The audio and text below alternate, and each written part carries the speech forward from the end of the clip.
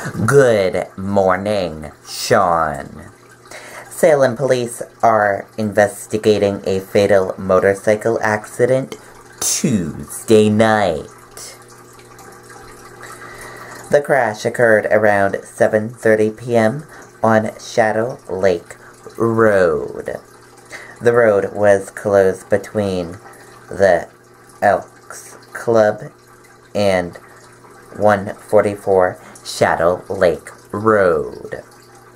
Drivers were asked to avoid the area. Stay with News 9 and WMUR.com for updates on this story. Reporting live here outside the Salem Police Department, I'm Riley King for WMUR News 9. Sean, back over to you.